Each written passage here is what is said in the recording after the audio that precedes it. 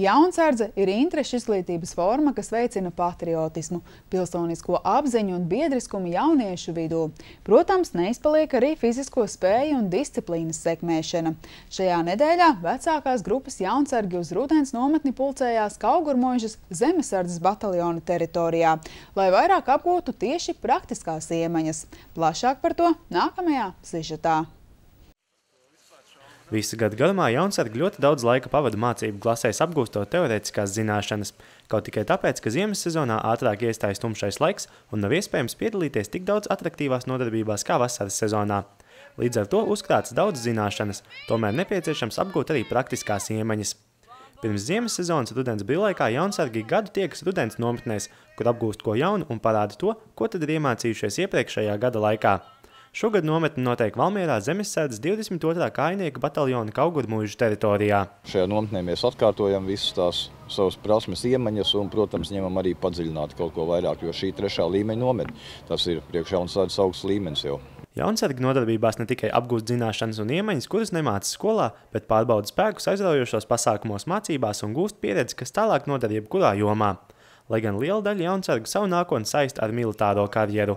Es apsveru domu turpināt mācības aizsardzības akadēmijā pēc vidusskolas beigšanas. Un tātad tas nozīmē dienests Nacionālajos bruņotajos spēkos. Par dienestu bruņotajos spēkos esmu domājis, bet vai es to darīšu, tas laika jautājums. Manuprāt, tas, ko mēs iegūstam jaunsardzē, tas nav noderīgs tikai armijā. Es uzskatu, ka tas ir noderīgs visā turpmākajā dzīvē. Tā ir neatkārtojama pieredze un piedzīvojums. Jaunsardze vispār izmainījusi man kā cilvēks, domāju, tajos 8 gados, ko es tur esmu pavadījis. Skatoties uz jaunsargu apņēmību un ticību tam, ko paši dara, uzreiz redzams, ka šie jaunieši ir īstajā vietā. Un tas nozīmē, ka auga spēcīgi bruņoto spēku kareivju, potenciālo zemesargu un, protams, citu nozaru pārstāvju paudze. Ir daļa, kur iestājas profesionālā dienestā, un ir daļa, kur izvēlas citas struktūras – policija, robežsardze, ugunsdzēsējs. Viņiem šīs zināšanas nodara arī tur. Jaunsargu rudens nometnes notiek katru gadu, un kā ierasts tās atbalsta vietējie Zemesardzes bataljoni. Nometnes organizēšanā ar ieročiem, munīciju un sakaru speciālistiem šogad palīdz Valmieras Zemesardzes 22. kājnieku bataljons un Cēsu Zemesardzes 27. kājnieku bataljons. Mēs viņus taisam militārās vienībās. Mums ir bijis 17. bataljonā, 19. bataljonā un šogad mums ir 22. bataljonā.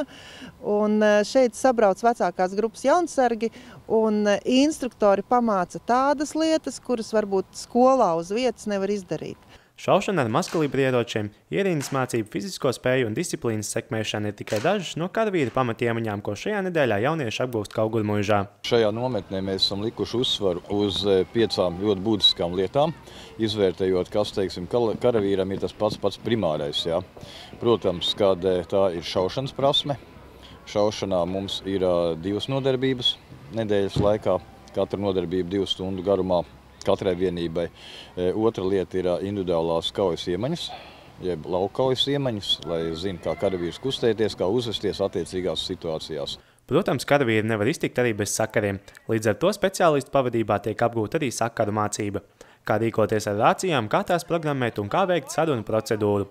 Tāpat jaunsargi apgūst orientēšanos, mācās pazīt karti un noteikt savu un savu biedru atrašanās vietas.